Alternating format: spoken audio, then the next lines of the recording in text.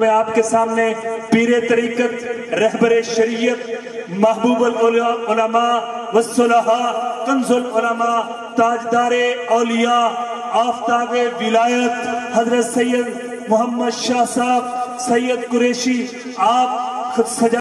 جب گناہ کرنے لگو تو سوچ لیا کرے کہ اسی میں موت نہ آ جائے، کیونکہ موت کا کوئی پتہ نہیں ہے کہ نیکی میں آئی یا گناہ میں آئی.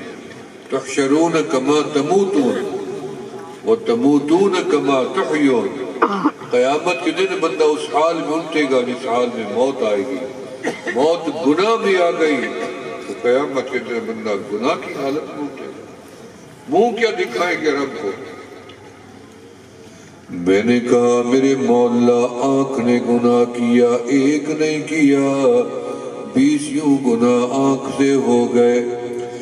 نظر سے میں نے دیکھا، کبھی حیرت سے دیکھا، کبھی حسرت سے دیکھا، کبھی لالچ سے دیکھا، کبھی غصے میں دیکھا، کبھی انتقام میں دیکھا، کبھی نفرت سے دیکھا، کبھی شہوت سے دیکھا.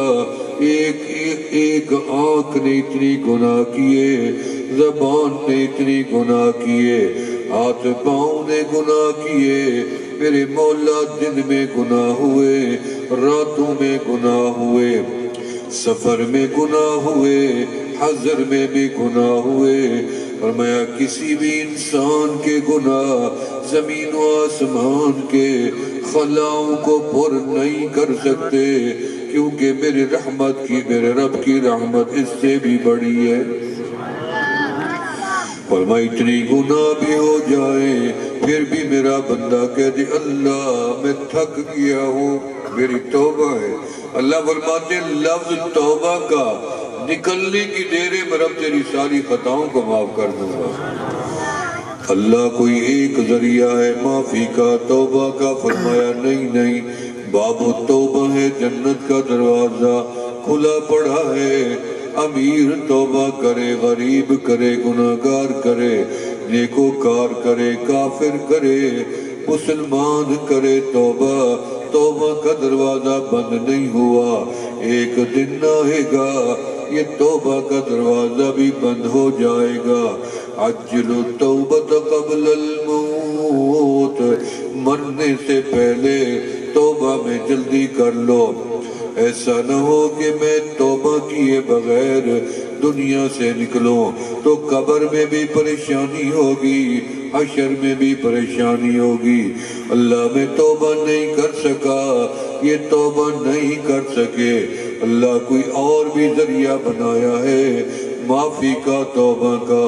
فرمایا جو توبہ نہیں کر سکا، گناہ کر کے آیا، سو گیا، پھر بھی ہم نے اس کے لیے ذریعہ بخشش کا اور بنایا کہ کوئی بندہ کسی مقام پہ اٹھے گا رات کی تاریکی میں، دن کے اجالے میں، مکہ میں، مدینہ میں، مشرق میں، مغرب میں، کوئی تو کہہ دے گا اللہم اغفر للمؤمنین والمؤمنات والمسلمین والمسلمات. اور میں اس کی دعا قبول کر کے روئے زمین کے گناہگاروں کے گناہ معاف ہو جاتی ہیں.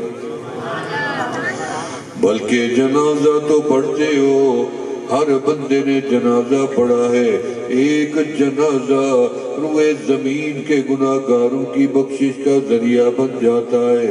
جب کہتے اللہم اغفر لی حینا ومیتنا وشاہدنا وغائبنا وصغیرنا وکبیرنا وذکرنا وانسانا. ایک جنازے میں دعا مانگی، اللہ نے سارے گناہگاروں کو معاف کر دیا. اچھا میں نے توبہ کی، میں نے سمجھا میں گناہگار ہوں، میں نے توبہ کر لی. آپ نے سمجھا گناہگار ہیں، آپ نے توبہ کر لی. پھر میں توبہ کیوں کروں جب میں نے کر لی ہے اور مجھے یقین ہے کہ میرے رب نے قبول بھی کر لی ہے، پھر توبہ کیوں کروں؟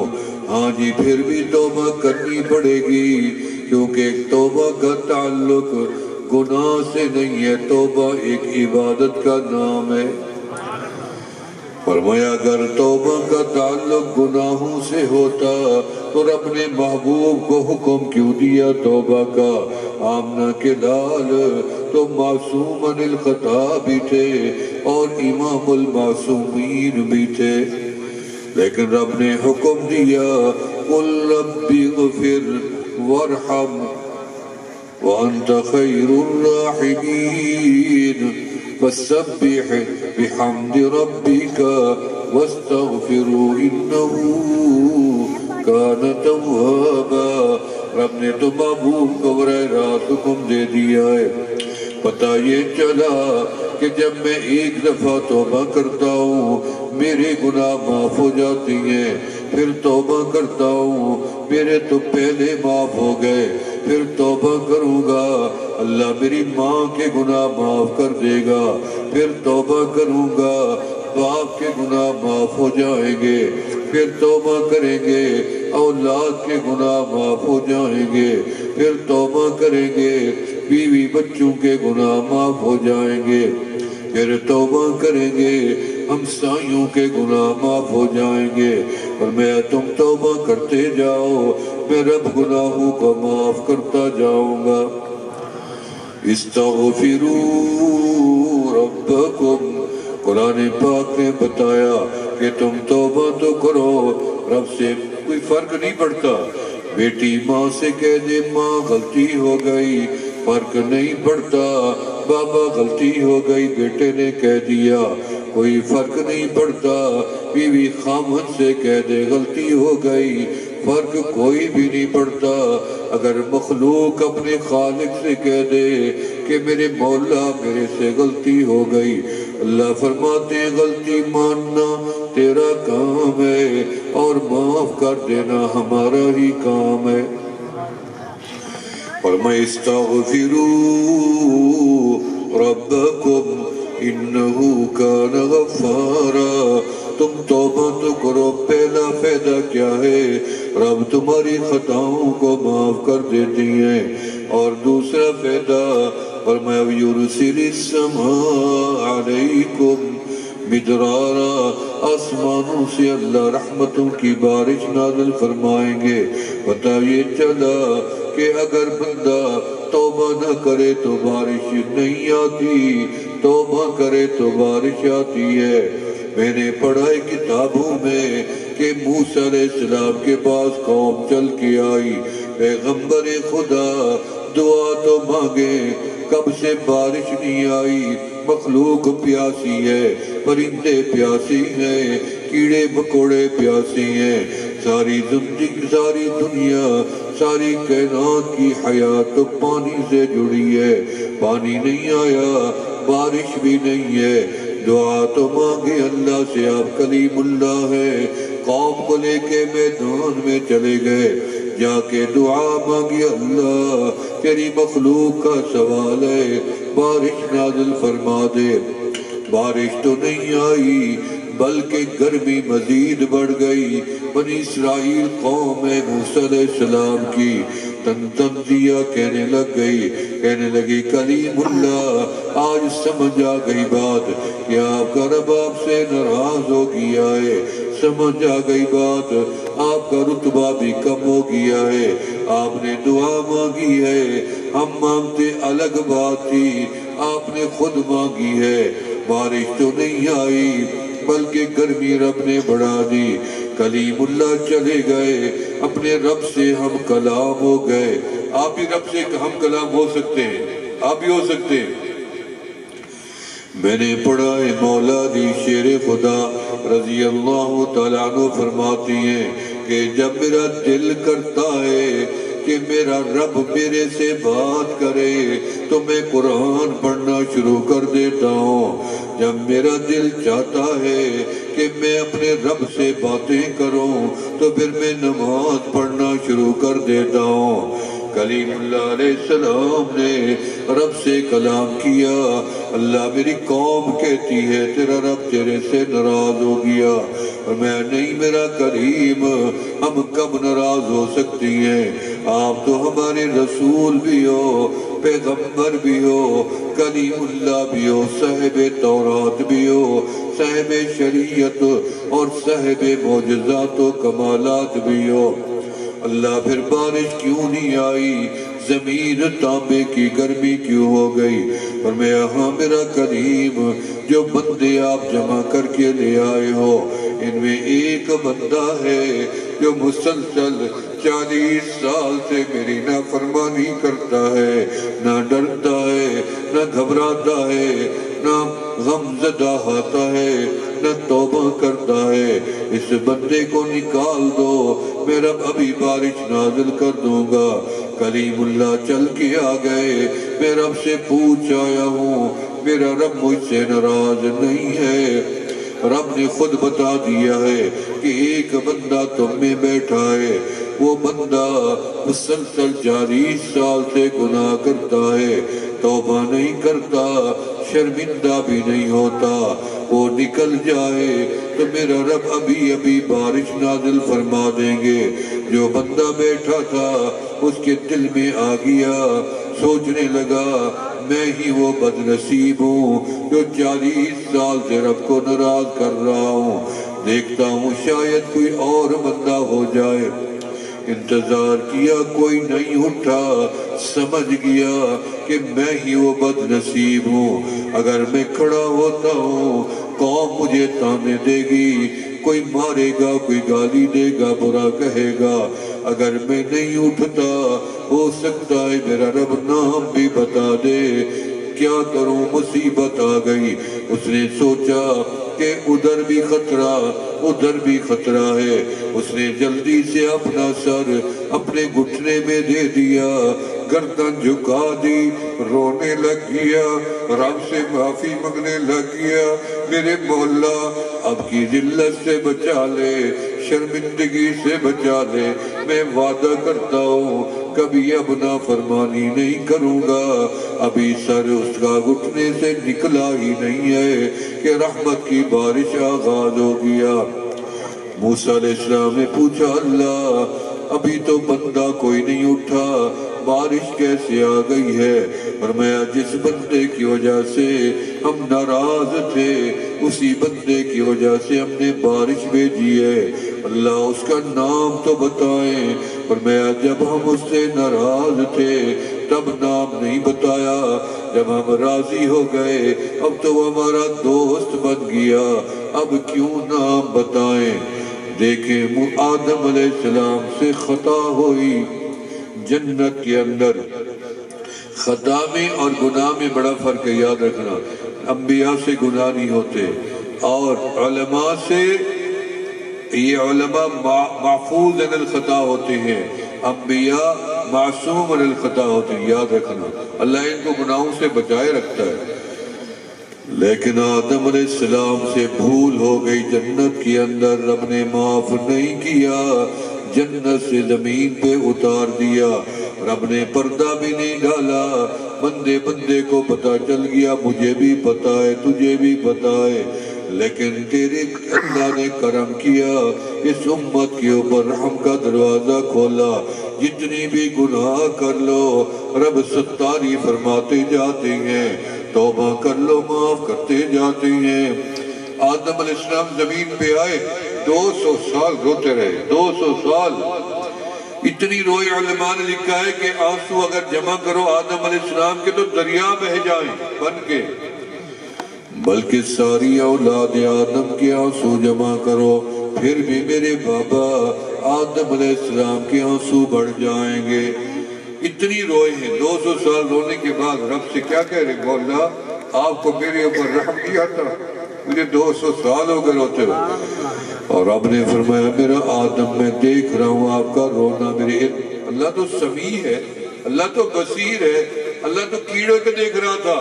جب داؤد علیہ السلام اللہ کا ذکر کرتے تھے ان کے منہ سے آواز نکلتی 70 لہجوں میں بدل جاتی تھی، جیسے مزامیر کی ہر اس کی علیحدہ سرتار ہوتی ہے، داؤد علیہ السلام کی 70 مزامیر کی شکل میں آواز آگے بدلتی جاتی تھی۔ ایک آواز پہاڑوں کو مسحور کر دیتی، ایک آواز پرندوں کو کر دیتی، ایک آواز کسی اور مخلوق کو، کوئی آواز کسی اور کو، کسی نے پہاڑوں کو کر دیا۔ سب نے اللہ سے اجازت مانگی، اللہ ہمیں اجازت دیں، ہم بھی تیرے محبوب پیغمبر کے ساتھ وہی ذکر دہرانا چاہتے ہیں جو وہ کرتے ہیں، لہذا ان کی بولیاں بھی انہی کی بولیوں میں آواز داؤد علیہ السلام کی ان کے کانوں میں چلی جاتی تھی۔ ایک دن داؤد علیہ السلام کے دل میں خیال آیا کہ میرے مولا، میری آواز پرندوں کو سمجھ آ رہی ہے، پہاڑوں کو آ رہی ہے، درختوں کو آ رہی ہے، کیا یہ میری آواز آپ کی عرش علا تک بھی پہنچ رہی ہے؟ اللہ نے فرمایا جاؤ جبرائیل، میرے داؤد پیغمبر کو دکھا کے آؤ کہ میں کیسا سمیع ہوں، میں کیسا بصیر ہوں، میری بصارت بھی دکھاؤ اور میری سماعت کے بارے میں بتاؤ۔ ایک پہاڑ میں لے گئے، پر مارا، اندھیرا تھا، پہاڑ روشن ہو گیا، عصا اٹھایا، ایک بڑے پتھر پہ مارا، وہ ٹوٹ گیا، اس میں سے ایک پتھر نکلا، اس کو عصا مارا، وہ بھی ٹوٹ گیا، اس سے تیسرا پتھر نکلا، اس کو عصا مارا، جب وہ ٹوٹا تو اس کے اندر ایک چھوٹا سا نہ نظر آنے والا کیڑا بیٹھا ہوا ہے، البتہ اپنے منہ میں ایک ہرا پتا لے کے رزق رب کا لے کے چبا بھی رہا ہے۔ داؤد علیہ السلام نے پوچھا کیا نظر، جبرائیل علیہ السلام نے پوچھا کچھ نظر آیا؟ ہاں جی مجھے کیڑا نظر آیا ہے، معمولی سا ہے، چھوٹا سا ہے، اس کے منہ میں مجھے کوئی رزق بھی لگتا ہے۔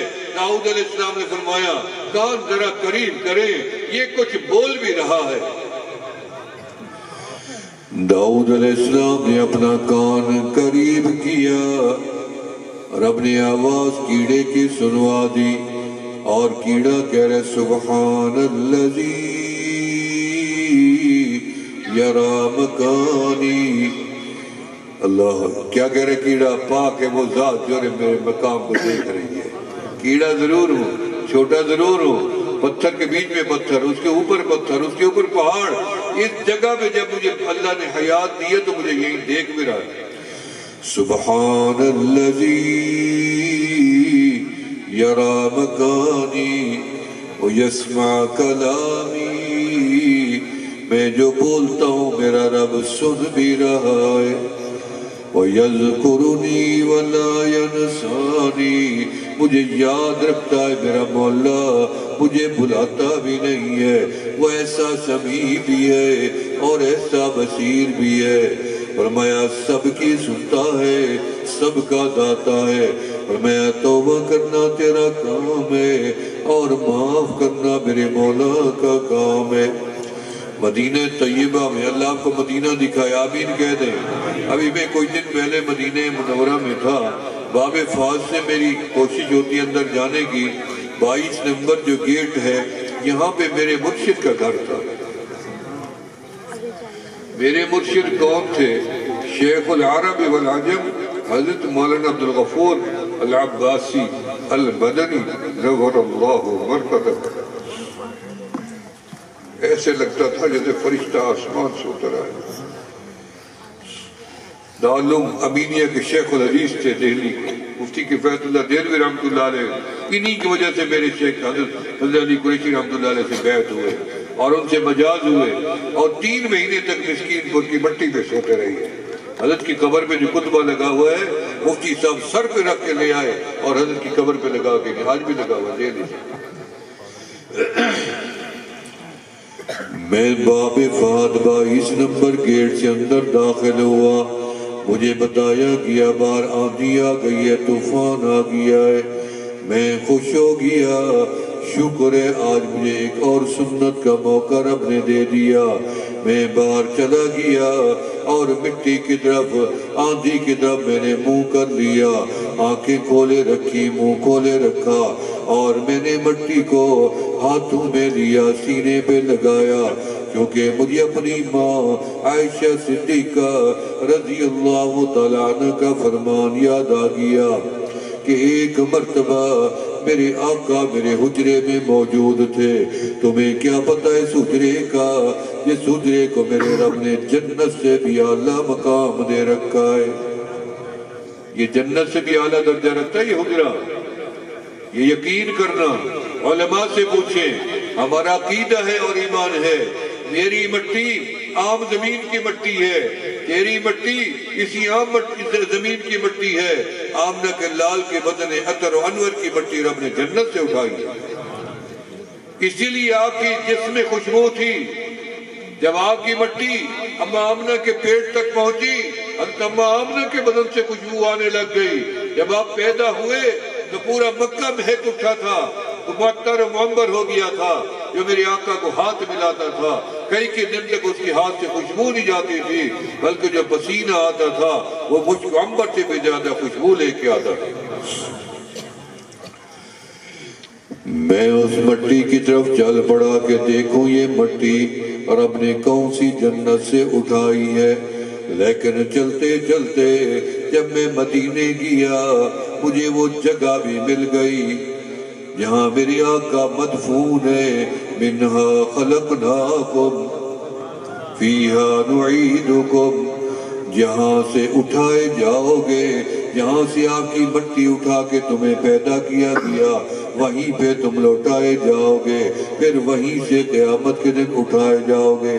پھر میں نے حدیث پڑھ لی کہ میرے آقا علیہ السلام نے بتایا ما بین بیتی و منبری روضۃ من ریاض الجنہ۔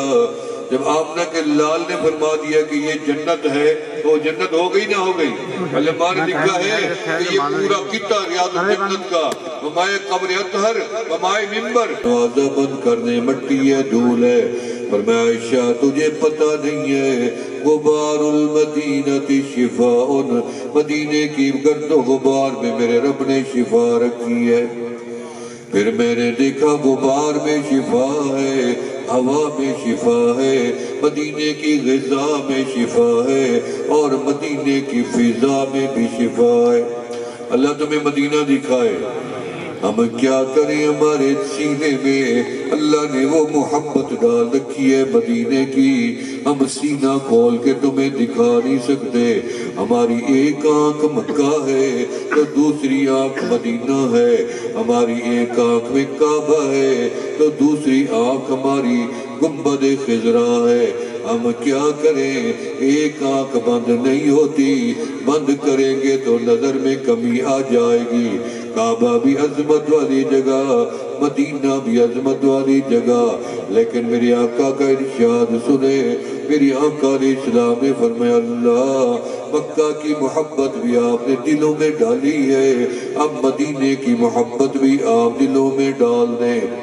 مکہ میں ایک برکت، میرے مدینے میں دو برکتیں عطا فرما دیں۔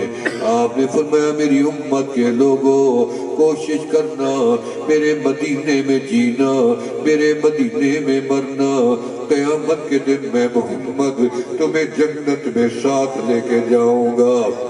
عش فی المدینہ ومت فی المدینہ، جینا بھی مدینے کا اور مرنا بھی مدینے کا۔ امام مالک رحمت اللہ علیہ جیسا عاشق دکھاؤ، امام ابو حنیفہ جیسا، رضی اللہ تعالیٰ عنہ جیسا عاشق دکھاؤ، جنہوں نے 40 سال مدینے میں گزار دیے، حدیث رسول اللہ پڑھائی، مکہ نہیں گئے، حج نہیں کیا، عمرہ نہیں کیا، تاکہ موت مدینے کی ملے۔ رب نے مدینے کی موت بھی دے دی، بقیع کا دفن بھی دے دیا۔ تمہیں کیا پتا مدینے کا، ان الایمان لیارض الی المدینہ کما تارض الحیۃ الی جحریہا۔ پوری دنیا سے ایمان سے مٹ کر فرمایا میرے مدینے میں آ جائے گا۔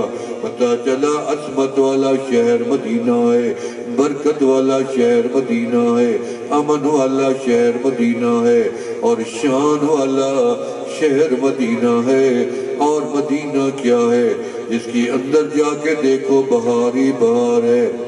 مجھے جو کچھ بھی ملا مدینے سے ملا ہے، پردے کا حکم مدینے میں ملا، زکوٰۃ کا حکم مدینے میں ملا، جہاد کا حکم مدینے میں ملا، شراب حرام مدینے میں ہوئی، رمضان کا روزہ مدینے میں ملا، حج کا حکم مدینے میں ملا، تحویل قبلہ مدینے میں ہوا، پہلی مسجد اسلام کی مدینے میں بنی، پہلی اذان مدینے میں دی گئی، جمعہ مدینے میں ملا، عیدین مدینے میں ملی، پہلی قبر بنی، جنت البقیع بن گئی مدینے میں ہے، ما بین بیتی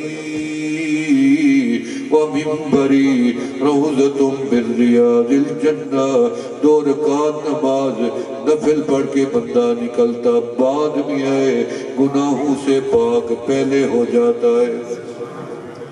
اللہ آپ کو مدینہ دکھائے، آمین تو کہہ دیں، محبت والا آمین کہہ دیں، ذوق والا آمین کہہ دیں۔ مجھے تو 50 سال ہو گئے الحمدللہ مدینے جاتے جاتے، آدھی صدی گزر گئی ہے۔ میرے والد صاحب لے گئے تھے مجھے 1975 میں، فرمایا بیٹا میں تجھے ایسے در پہ لے آیا ہوں، اس سے آگے ہماری کوئی رسائی ہی نہیں ہے، یہ آخری در ہے، اس در کو کبھی نہ چھوڑنا۔ یہ مجھے وصیت فرما کے گئے۔ اللہ تمہیں بھی مدینہ نصیب کرے۔ احد پہاڑ جنت کا مدینے میں، وادی عقیق جنت کی مدینے میں، خاتون جنت مدینے میں، سیدہ شباب اہل جنہ مدینے میں، خود جنت کے والی آمنہ کے لال بھی تو مدینے میں۔ پھر میں نے کہہ دیا المدینہ جزء من الجنہ، میرے مالک نے پورے مدینے کو جنت بنا رکھا ہے۔ شیخ شہاب الدین سہروردی رحمۃ اللہ علیہ بڑے اللہ والے گزرے ہیں، جب میں بغداد شریف گیا تھا تو ان کی مزار پہ بھی میں نے حاضری دی۔ میرے اندازے کے مطابق میں نے 2 گھنٹہ ان کی قبر پہ مراقب ہو کے بیٹھا رہا۔ ان کی قبر پہ کیا ان کے مقامات رب نے ان ولیوں کو دے رکھے ہیں۔ جنید بغدادی رحمت اللہ علیہ، سری سختی رحمت اللہ علیہ، ابراہیم خواص رحمت اللہ علیہ، بشر حافی رحمت اللہ علیہ، منصور حلاج رحمت اللہ علیہ، حبیب عجمی رحمت اللہ علیہ، شاہ عبد القادر جیلانی رحمت اللہ علیہ، امام اعظم امام ابو حنیفہ رحمت اللہ علیہ، امام احمد ابن حنبل رحمت اللہ علیہ، امام موسیٰ کاظم رحمت اللہ علیہ، امام یوسف رحمت اللہ علیہ، سیدنا سلمان فارسی رضی اللہ تعالیٰ عنہ، سیدنا حذیفہ بن یمان رضی اللہ تعالیٰ عنہ، حضرت عبداللہ ابن جابر رضی اللہ، ساری ہستیاں اس سے بھی زیادہ بغداد میں ہیں، انبیاء بھی ہیں، تابعین بھی ہیں، صحابہ بھی ہیں، اولیاء بھی ہیں، ائمہ بھی ہیں۔ کیا دھرتی ہے بغداد کی۔ شیخ شہاب الدین سہروردی رحمت اللہ علیہ سے ابو الحسن خرقانی رحمت اللہ علیہ نے پوچھا کہ مدینے کی شان زیادہ ہے یا مکہ کی شان زیادہ ہے؟ میں نے کہا میرے سے پوچھتے، میں تو کہتا مکہ کی شان زیادہ ہے کہ پہلا گھر اللہ کا بنا مکہ میں ہے، بیت اللہ مکہ میں ہے، عبادت کا محور مکہ میں ہے، حجر اسود مکہ میں ہے، زمزم کا کنواں مکہ میں ہے، طواف کعبہ مکہ میں ہے، عمرہ مکہ میں ہے، حج مکہ میں ہے، مناسک مکہ میں ہے، مینا عرفات مزدلفہ میدان عدل مکہ میں ہے، ہر نبی کی حاضری مکہ میں ہے، آمنہ کے لال کی ولادت مکہ میں ہے، قرآن کا نزول پہلی وحی مکہ میں ہے، معراج مکہ میں ہے۔ میں تو مکہ کی عظمت بتاتا، لیکن عاشق نے جواب دیا کہ جب تک میرے آقا مکہ میں تھے مکہ کی شان زیادہ تھی، جب آقا مدینے آ گئے اب مدینے کی شان زیادہ ہے۔ پھر عاشق سے پوچھا گیا کہ مدینے کی شان زیادہ ہے یا جنت کی شان زیادہ ہے؟ انہیں بتایا جب تک میرے آقا مدینے میں ہے مدینے کی شان زیادہ ہے، جب میرے آقا جنت میں تشریف لے جائیں گے پھر اب جنت کی شان بھی بڑھا دے گا، شان تو آمنہ کے لال کی ہے۔ صحابی عرض کرتے ہیں کملی والا میرے سے گناہ ہو جائے میں کیا کروں؟ اس کا مقصد ہے دین سوال و جواب سے آسان ہو کے ملا ہم تک۔ اگر سوال و جواب نہ ہوتا آج مارے پھرتے۔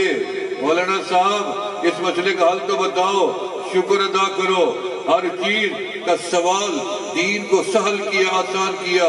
میرے نبی کے میرے آقا کے غلاموں نے فرمایا کملی والا میرے سے گناہ ہو جائے میں کیا کروں؟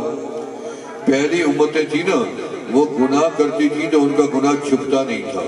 دوسرا ان کے لیے 2 طریقے تھے گناہ کے چھٹکارے کے، ایک تو توبہ تھی، دوسری سزا بھی ساتھ تھی۔ یہ دونوں دنیا میں برداشت کرو تو تمہاری جان چھوٹ گئی گناہ سے۔ اس امت کے اوپر ہم نے یہ کرم کیا کہ فرمایا کہ تم توبہ کرو، تمہیں گناہ معاف ہو جائے گا، سزا کی ضرورت نہیں ہے۔ نہ سزا ادھر نہ سزا ادھر. اللہ توبہ نہیں کر سکے تو انہیں آنسو بہا دو تو میں تمہیں معاف کر دوں گا. اللہ آنسو نہیں نکلے ہیں. فرمایا تم شرمندہ ہو جاؤ گناہ کے اوپر. جو شرمندہ ہوگا وہ بھی توبہ سمجھی جائے گی.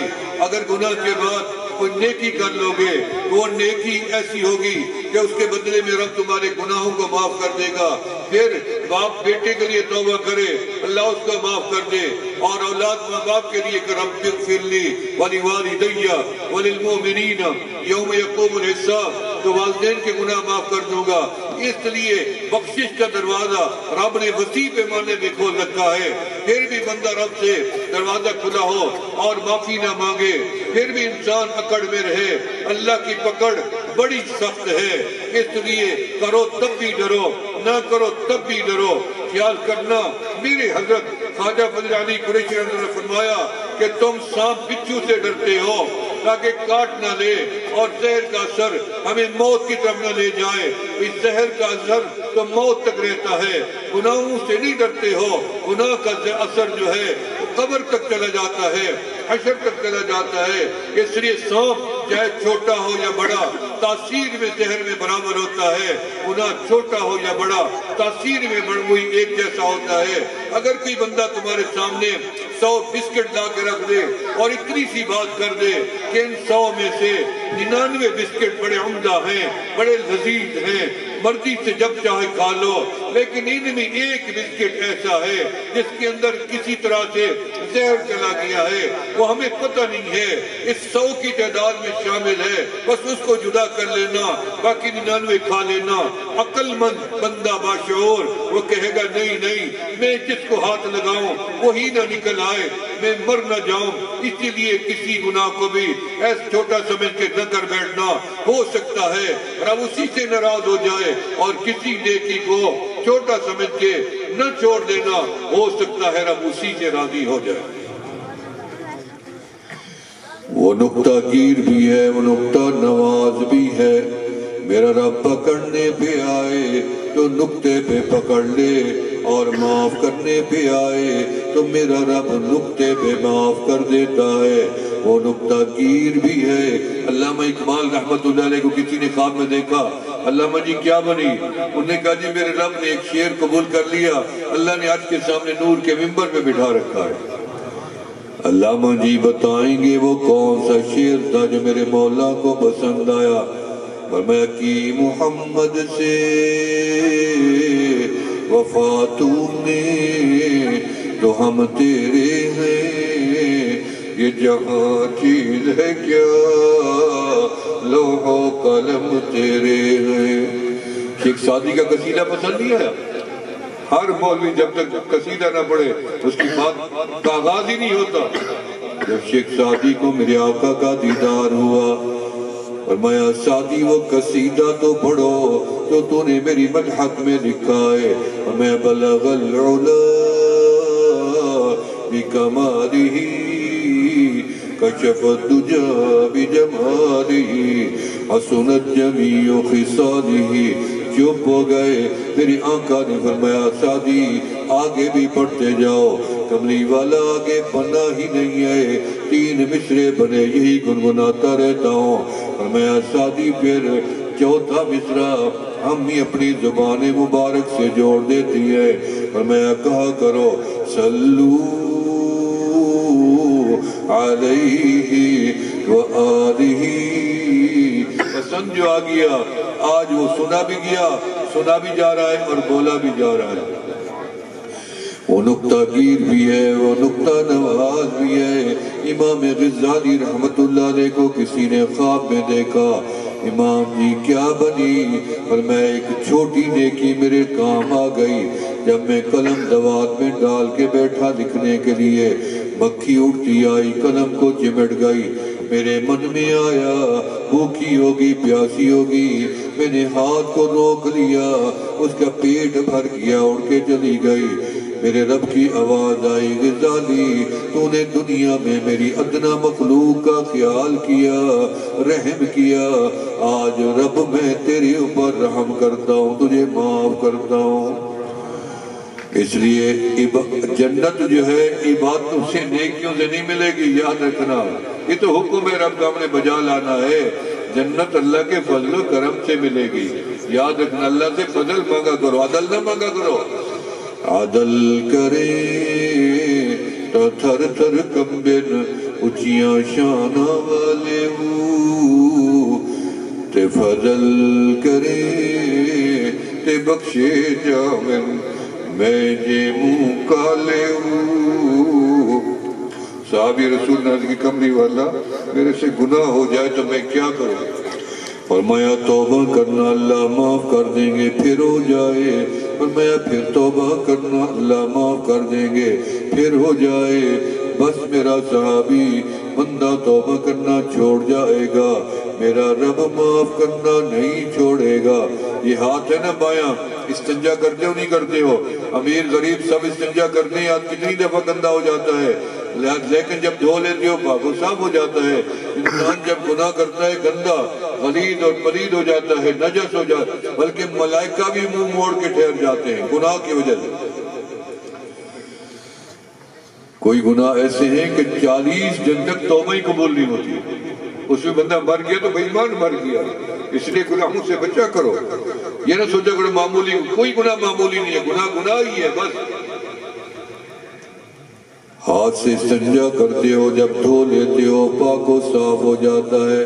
فرمایا جب بندہ توبہ کرتا ہے یہ ہاتھ اتنی دھلنے سے پاک نہیں ہوا، بدن نہانے سے اتنی صاف نہیں ہوا جتنی توبہ کے بعد بندہ پاک و صاف ہو جاتا ہے، ظاہر بھی صاف باطن بھی صاف ہو جاتا ہے۔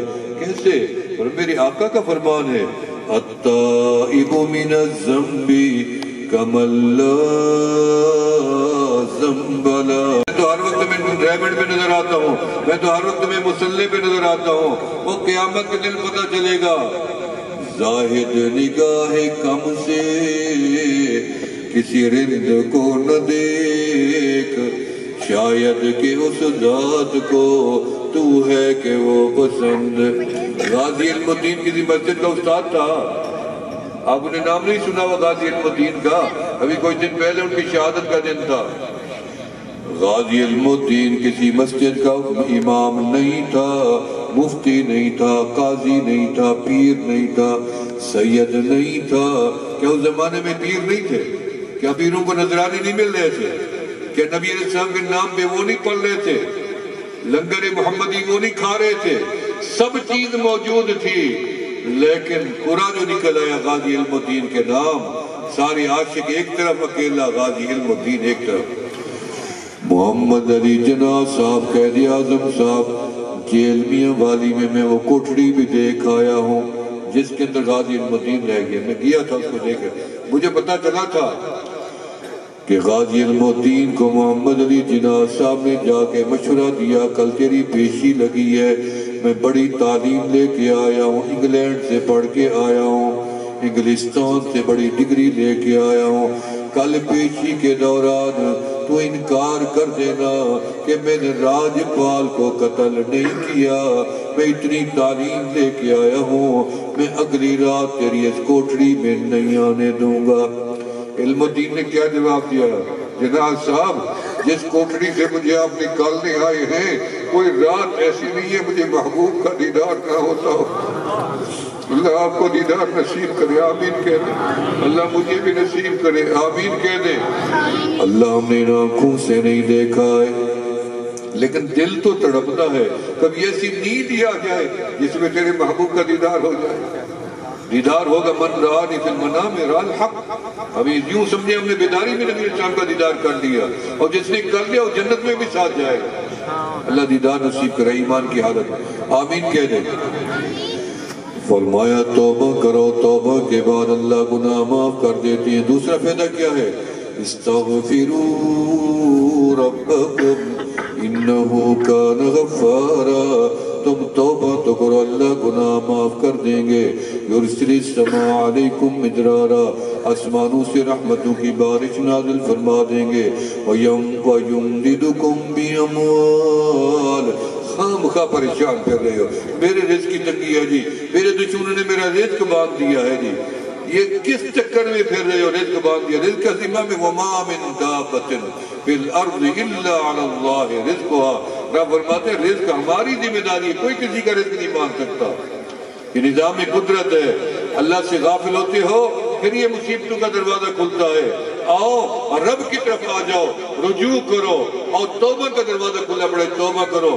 توبہ کے بدلے میں اللہ تمہارے مال میں مدد کرے گا، وَيُمْدِدُكُمْ بِأَمْوَالٍ وَبَنِينَ۔ اولاد نہیں ہے، بڑے علاج کرا لیے، آؤ استغفار کرو، 2 رکعت نماز پڑھو تو توبہ پڑھو اور دعا کرو رب کے آگے، رب تجھے اولاد بھی دے گا، مال بھی دے گا، رزق بھی دے گا، بے حساب دے گا، حساب بھی نہیں لے گا۔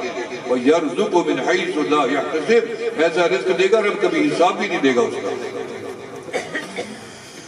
4 فائدے دنیا کے ہیں، 5واں فائدہ وہ بھی ہے آخرت کیا ہے؟ اصل تو آخرت ہے، وَلَلْآخِرَةُ خَيْرٌ لَكَ مِنَ الْأُولَى، اصل تو آخرت ہے۔ میں کیوں نمازیں پڑھتا ہوں؟ آخرت کے لیے۔ روزے کیوں رکھتا ہوں؟ آخرت کے لیے۔ اب یہاں کیوں چل کے بیٹھے؟ آخرت کے لیے۔ قرآن کیوں بچے پڑھ کے بیٹھے؟ آخرت کے لیے۔ ان کے والدین ان کو کیوں پڑھایا ہے؟ آخرت کے لیے، تاکہ آخرت میں ہماری یہ چیز کام آئے گی۔ یہ اساتذہ نے مدرسہ کیوں بنا رکھا ہے؟ محنت کیوں رہی ہے؟ آخرت کے لیے۔ حج کا مقصد آخرت ہے، زکوٰۃ کا مقصد آخرت ہے، روزے کا مقصد، ہر نیکی کا مقصد آخرت ہے، تاکہ ہماری آخرت سنور جائے۔ اس لیے آخرت سنوارنے کے لیے ربنا آتنا فی الدنیا حسنہ وفی الآخرۃ حسنہ، یہ دعا پڑھا کرو۔ وقنا عذاب النار، یہ دعا اس امت کے لیے رب نے بھیجی ہے۔ اللہ اس کے صدقے میں دنیا بھی بنا دے گا، آخرت بھی سنوار دے گا اور جہنم سے بھی بچا لے گا۔ میں توبہ کے کلمات پڑھوں گا، آپ میرے ساتھ دہراتے جائیں گے۔ جو حضرات بیعت ہونا چاہیں ارادہ فرما لیں گے، جو کسی سے بیعت ہے ان کی بیعت برقرار رہے گی۔ پڑھیں بسم اللہ الرحمن الرحیم۔ استغفر اللہ العظیم، استغفر اللہ تعالی ربی من کل ذنب واتوب الیہ، آمنت باللہ وملائکتہ وکتبہ ورسلہ والیوم الآخر والقدر خیرہ وشرہ من اللہ تعالی والبعث بعد الموت۔ یا اللہ میری توبہ ہے شرک سے، کفر سے، بدعت سے، چوری سے، جھوٹ سے، زنا سے، غیبت سے، ہر گناہ سے۔ یا اللہ میری توبہ قبول فرما۔ اشہد ان لا الہ الا اللہ وحدہ لا شریک لہ واشہد ان محمدا عبدہ ورسولہ۔ مبارک ہو میری اور آپ کی توبہ قبول بھی ہو گئی ہے، گناہ بھی معاف ہو گئے۔ یقین کرنا، شک نہ، شک گناہ ہوتا ہے، یقین سارے گناہ نیکیوں میں بدل گئے، یہ بھی یقین کرنا۔ البتہ جتنی توبہ کر لو نمازیں معاف نہیں ہوتی، روزے معاف نہیں ہوتے، حقوق معاف نہیں ہوتے، زکاتیں معاف نہیں ہوتی۔ رب کریم سے دعا کیا کرو، مولا سارے حقوق ہم جب تک ادا نہ کر لیں ہمیں موت نہ دینا، بلکہ یہ بھی دعا مانگا کرو، مولا جب تک ہم سے راضی نہ ہو جائیں ہمیں موت نہ دینا، اور جب راضی ہو جائیں پھر ہم فوراً تیرے پاس آنے کے لیے تیار ہیں، پھر ہمیں دنیا میں کیا رہنا ہے۔ اللہ پاک اس توبہ کو قبول فرمائے۔ فجر کی نماز کے بعد روشی کی تسبیح، زور کی نماز کے بعد تیسرا کلمہ شریف، عصر کی نماز کے بعد پہلا کلمہ شریف، مغرب کی نماز کے بعد اللہ اللہ ذکر الہی، عشاء کی نماز کے بعد استغفار کریں گے نا انشاءاللہ تعالیٰ پابندی۔ تو آخری میں ایک امید لگا کے آپ کے پاس آیا ہوں، ایک وعدہ کر دیں کہ آج کے بعد بڑا وعدہ نہیں لیتا، بس جھوٹ نہیں بولو، وعدہ کرتے ہیں نا، بس اتنی بات ہاتھ کھڑا کر دیں جب مزہ آ جائے، جھوٹ نہیں بولنا، کیونکہ ہم نے سچے نبی کا کلمہ پڑھا ہے، صادق الوعد الامین، اور لاج بھی تو رکھنی ہے، عیب ہے، شرمندگی ہے، ذلت ہے، رسوائی ہے، خفت، ندامت ہے، حشر میں یہاں کہیں نہ کہیں بندہ جھوٹ پکڑا ہی جائے گا۔ بہتر ہے ان بچوں کو بھی سچ کی تعلیم دیں۔ یا ایھا الذین آمنوا اتقوا اللہ وکونوا مع الصادقین، قرآن بھی کہہ رہا ہے کہ سچے لوگوں کو دوست بناؤ، انہی کے ساتھ اٹھو بیٹھو مناسب، جھوٹے کے قریب ہی نہ جاؤ۔ ایک دفعہ جھوٹ کسی کا کھل جائے دور ہو جاؤ کہ یہ بندہ جھوٹ بولتا ہے، آج کے بعد میں اس کے قریب نہیں جاؤں گا۔ لعنت اللہ علی الکاذبین، یعنی رب کی لعنت یا شیطان کے گلے میں گئی ہے یا جھوٹے کے اوپر آئی ہے۔ اللہ کی لعنت سے بھی بچو، بلکہ اللہ کی رحمت کے امیدوار بن جاؤ۔ جاؤ، رب کی رحمت آئے گی جب تم سچی زندگی گزارنا شروع کر دو گے۔ عقل حلال، صدق مقال ہمارے صوفیاء کے یہ دو بڑے ہتھیار ہیں۔ سچ بولیں گے، حلال کھائیں گے، کشتی بیڑے پار پہنچائیں گے، اللہ تعالیٰ کرم فرمائیں گے۔ وآخر دعوانا الحمدللہ رب العالمین۔